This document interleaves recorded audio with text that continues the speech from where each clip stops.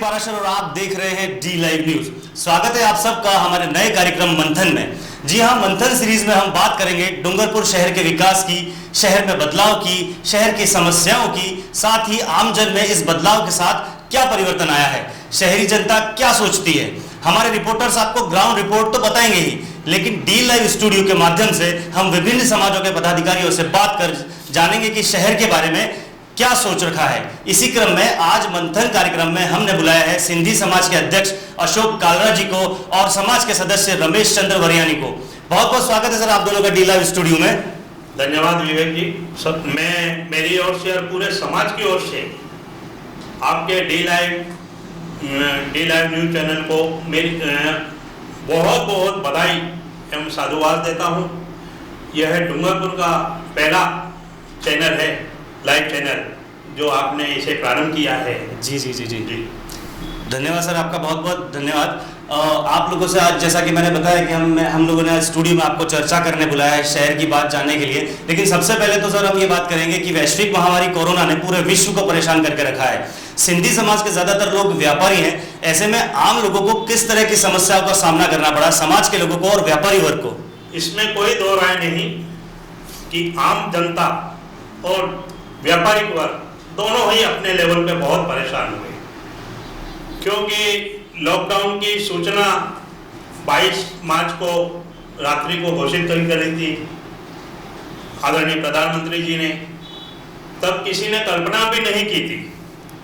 तब लोगों ने सिर्फ सोचा था चलो 2-4 दिन के लिए बंद है तो आराम से निकल जाएंगे।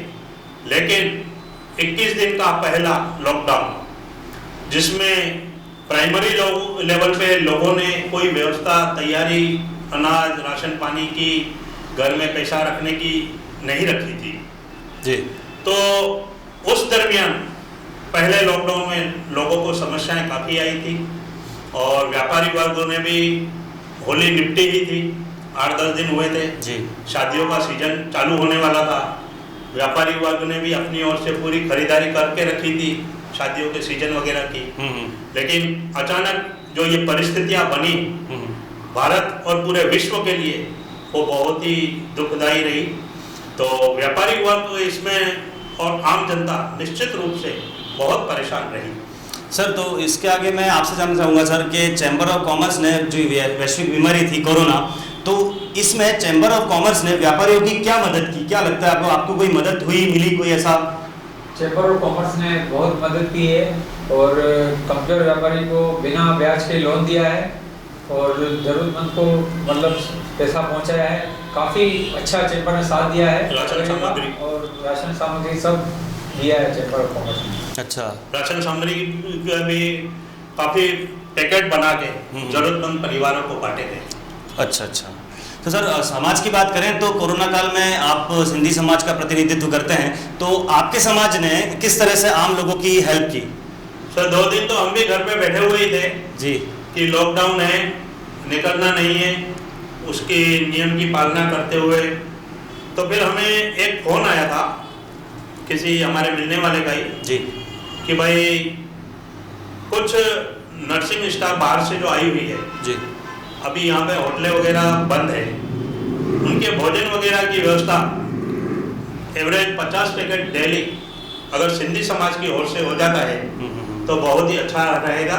सबने सहर्ष हमारी इस बात को स्वीकार करते हुए 11 बजे डेली 50-60 टिफिन जितने भी आते थे, तो हम पुराने हॉस्पिटल में जो डॉक्टरों की ड्यूटी लगी हुई थी वहाँ पे वागदरी अंधता निवारण केंद्र में, वहाँ पे कोरोना सेंटर बनाया गया था वहाँ के स्टाफ के लिए। तो उसके बाद सर 5-10 पैकेट बच जाते थे जी, तो हम सिंटेक्स, चौराया वगैरह और इंटीरियर जब निकलते थे तो लोगों की लाइन लग जाती थी। काबिल तारीफ काम किया सर सिंधी समाज ने, क्योंकि कोरोना में तो चिकित्सक ही भगवान कहलाते हैं। आपने उनकी भी हेल्प की और आम लोगों की भी हेल्प की। अभी समय एक छोटे से ब्रेक का, आप बने रहिए डी लाइव न्यूज के साथ।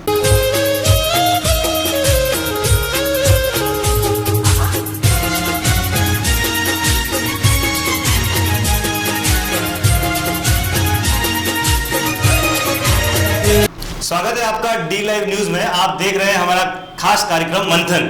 चुनाव का मौसम चल रहा है, पंचायती राज के चुनाव हैं, जिला परिषद के चुनाव हैं और नगर निकाय के चुनाव भी नजदीक हैं। अगर हम शहर की बात करें तो आजकल विकास की चर्चा जोरों पर है। आपको क्या लगता है कि शहर में विकास हुआ है? इसमें कोई दो राय नहीं कि शहर में विकास हुआ है। आज 5 साल के बच्चे से भी आप उसको रोक के पूछेंगे कि भाई डूंगरपुर में विकास हुआ है, तो वो अंगुलियों पे कहाँ क्या क्या विकास हुआ है वो आपको गिनवाएगा क्या जी। और दूसरी बात, ये डूंगरपुर वालों के तो लिए समस्या थी ही कि भाई घूमने के लिए जाएं तो जाएं कहाँ। अगर घंटा 2 घंटा कहीं जाना हो तो किस एरिया में जाके अपना टाइम पास करें। और जो गेस्ट आते थे हमारे लिए सबसे बड़ी समस्या क्या थी, हमारे बच्चियां या बाहर से शहरों से कोई गेस्ट घूमने आता था तो बोलता था यार तुम्हारे डूंगरपुर में कुछ घूमने के लिए तो कुछ है ही नहीं। ये बात 5 साल पहले की थी जी। लेकिन वर्तमान में जो गुप्ता जी ने कार्यकाल संभाला 5 साल का, गुप्ता जी और उनकी टीम ने डूंगरपुर को नंबर 1 बनाने के लिए रात दिन एक कर दिया, न दिन देखा न रात। मैं गुप्ता जी और उन नगर परिषद के समस्त कर्मचारियों को जिन्होंने कंधे से कंधा मिलाकर गुप्ता जी का साथ दिया और डूंगरपुर का नाम देश विदेश में फहराया, मैं बहुत बहुत डूंगरपुर सिंधी समाज की ओर से भी उनको धन्यवाद और आभार व्यक्त करता हूँ। आज डूंगरपुर की पहचान बनी है तो पिछले 5 सालों से गुप्ता जी के विकास कार्यों से ही बनी है, इसमें कोई राय नहीं। बात यहाँ पार्टी की नहीं, बात व्यक्ति के चेहरे की और विकास करने वाले की है।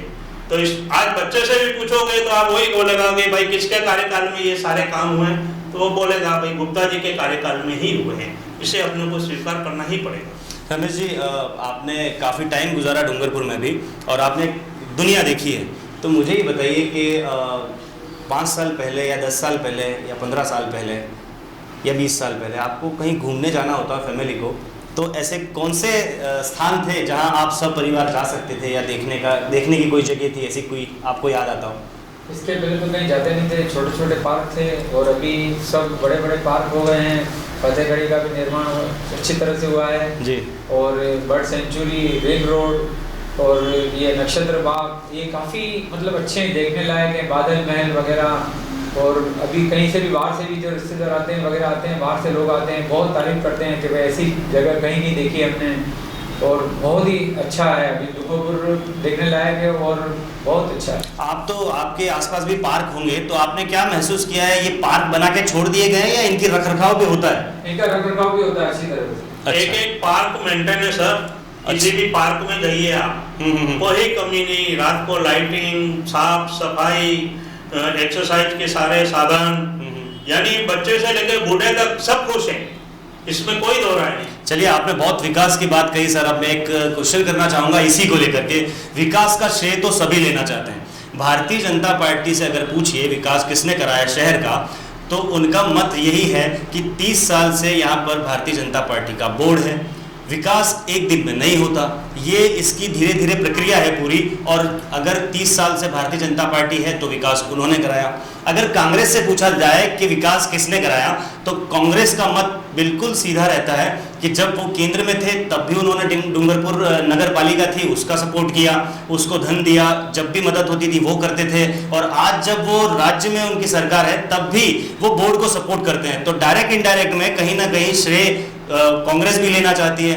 यदि हम पूर्व सभापति की कि गुप्ता से भी बात करें कि सर क्या ये पूरा जो विकास क्रम है ये आपकी देन है, आपने कराया है, तो वो भी कहते हैं कि ये विकास अकेले गुप्ता की देन नहीं है, ये नगर परिषद की पूरी टीम ने विकास कराया है, इसमें एक व्यक्ति का कोई लेना देना नहीं है। हाँ, सोच अलग हो सकती है, सोच का कमाल हो सकता है। तो अब ये मैं आपसे पूछना चाहता हूं, क्योंकि आप समाज का प्रतिनिधित्व करते हैं, आखिर ये विकास किसने कराया? इसमें कोई दो राय नहीं कि विकास जो पूर्ण रूप से अभी आप देख रहे हैं डूंगरपुर में, ये गुप्ता जी के कार्यकाल में हुआ है। और पूरी मैं गुप्ता जी और उनके नगर परिषद के और जिन्होंने भी गुप्ता जी के विकास में कार्य में सहयोग दिया, उन सबको बहुत बहुत धन्यवाद, साधुवाद देना चाहता हूं। और दिल से यही दुआ करता हूं कि डूंगरपुर का नाम यूं ही देश विदेश में सदैव बना रहे और विकास के कार्य यूं ही निरंतर जारी रहे।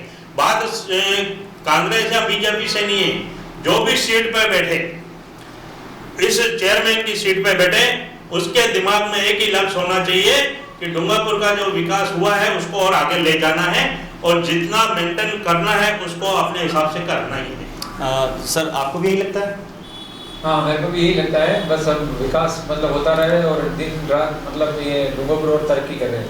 तो विकास की बात करें तो शहर में आपको क्या परिवर्तन नजर आते हैं पहले और अभी में? कितना चेंज है डूंगरपुर दिन में? रात का फर्क है बहुत। अभी तो काफी चेंजिंग हो गया है। जैसे अभी रात को जैसे मतलब अकेले भी अपने घूमने निकल सकते हैं। पहले ये प्रॉब्लम थी, कहीं जाते नहीं थे, लाइटों का रख रखाव नहीं था। अभी लाइटों का रख रखाव है और बहुत ही अच्छा लगता है। और काफी मतलब हम खुद अपना बता रहे हैं, हम रात को 11 बजे भी हम निकलते हैं चक्कर लगाने लेके, लेकिन बहुत बढ़िया चारों तरफ लाइटिंग की व्यवस्था और रात को भी सफाई वगैरह बहुत होती है। बहुत आनंद आता है शहर में रहने के लिए। अभी इस समय एक छोटे से ब्रेक का, आप बने रहिए डी लाइव न्यूज़ के साथ।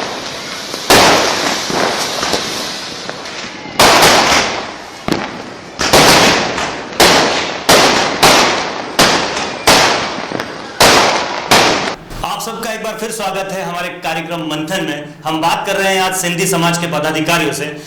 सर मैं ये जानना चाह रहा था, शहर में विकास के साथ आप सबसे बड़ी समस्या किसे मानते हैं? समस्या तो सर डूंगरपुर में सिंधी समाज व्यापारिक वर्ग है जी, और समस्याएं तो काफ़ी कुछ हद तक है, वो मैं आपको बताना चाहूँगा। हमारे बुजुर्ग बताते हैं कि कैसे कैसे उन्होंने दिन और रातें काटी बिना अनाज के, बिना आशियाना के। तो सर लॉकडाउन अचानक हुआ तो सिंधी समाज के पदाधिकारियों द्वारा, महिला मंडल के सहयोग द्वारा हमने मीटिंग रखी। हमारे सभी साथियों को एक ही बात कह दी थी कि कहीं भी जो भी सामग्री आप दो, किसी का फोटो मत लेना। डूंगरपुर में 250 राशन किट बांटे गए समाज की ओर से सिर्फ। उसमें हमारे रमेश जी वरियानी, हमारे उनका बहुत बड़ा सहयोग रहा। लगभग 150 किट उनकी ओर से राशन सामग्री हमने बांटी है। और मैं सुनील जी भतीजा, उनका लड़के हैप्पी जी को, और हमारे नरेश कामरा युवा अध्यक्ष, पुरुषोत्तम जी खुशलानी, राजेश जी डेमला, विक्रम जी माखीजा, आर्य जी माखीजा और रिया जी थदानी महिला मंडल अध्यक्ष, सरोज जी खुशलानी और संपूर्ण महिला मंडल को इस चैनल के माध्यम से उनको बहुत बहुत धन्यवाद। और सभी मेरे इन बच्चों का बहुत बहुत धन्यवाद और आभार व्यक्त करना चाहता हूं कि उन्होंने कोरोना काल में मेरी एक बात पे, मेरी एक आवाज़ पे जो भी मैंने कहा, उन्होंने मेरे साथ कंधे से कंधा मिलाकर सेवा की। और रही बात समस्या की डूंगरपुर की, तो सर अभी डूंगरपुर की एक बड़ी समस्या मेरे को दिख रही है, वो रेलवे की जी। इस रेलवे लाइन को अब जितना जल्दी हो सके, डूंगरपुर से अहमदाबाद वाली लाइन अभी चालू हो जाए तो व्यापारियों को इससे काफ़ी राहत मिलेगी। आपको भी सर लगता है यही समस्या है या फिर और कोई समस्या है? क्योंकि ये एक मंच है सर, ये इस मंच के थ्रू ये बात रख सकते हैं आज, अगर कोई समस्या है। समस्या बस सिर्फ यही है कि बस ये रेलवे लाइन चालू हो जाए तो बहुत सबसे मतलब सुविधा मिलेगी। काफ़ी व्यापारी वर्ग को अभी तकलीफ है और ये जैसे ही चालू हो जाएगी सबको सुविधा मिलेगी, आने जाने में कोई दिक्कत नहीं आएगी। जितना जल्दी हो सके हम बस यही चाहते हैं, विकास में ये एक काम बहुत अच्छा हो जाएगा रेलवे शुरू हो। नहीं, कोरोना काल में हमने ही नहीं सबने देखा कि जिस तरह से सिंधी समाज ने घर से निकलकर गरम गरम चाय पुलिस कर्मियों को पिलाई है, जितने भी लोग निकलते थे उनको दी है, गरम गरम खाने की बात हो, मास्क वितरण की बात हो, काफ़ी सारी चीज़। आप व्यापारी होने के बाद आपने ये जो समाज सेवा दिखाई है उसके लिए जनता आपका बिल्कुल आभार तो करती है। और सर मैं आपसे जानना चाह रहा था कि ये शहर में जो विकास की बात हुई, समस्याओं की बात हुई, इसमें अब आपकी क्या राय है? जनता को क्या करना चाहिए आने वाले समय में? किसका साथ देना चाहिए, विकास का या फिर पार्टी पॉलिटिक्स का? क्योंकि आप पार्टी पॉलिटिक्स करते नहीं हैं, तो उस हिसाब से मैं जानना चाह रहा था आपकी राय क्या है? विकास के साथ देना चाहिए सभी को, क्योंकि डूंगरपुर के लिए है और डूंगरपुर के लिए ही है, विकास का ही साथ देना चाहिए। बस यहाँ तक मेरा सोचना यही है। अभी सर एक बात और भी है जी, हर आदमी के दिमाग में एक ही टेंशन है कि ये गुप्ता जी ने 5 साल कार्यकाल में जो विकास किया है वो यथावत रहेगा कि नहीं जी। तो मैं एक ही बात कहना चाहूँगा, कोई भी पार्टी पॉलिटिक्स से मतलब नहीं है, जो भी व्यक्ति इस गरिमामयी सीट पर बैठे उसका पहला लक्ष्य विकास की ओर ही होना चाहिए। और आम जनता के भावनाओं पे खरे उतरना चाहिए। बिल्कुल सही बात आपने बोली और इसी नोट पर हम हमारा कार्यक्रम मंथन एंड करने वाले हैं और आशा करते हैं कि आपको हमारी ये सीरीज़ अच्छी लगेगी।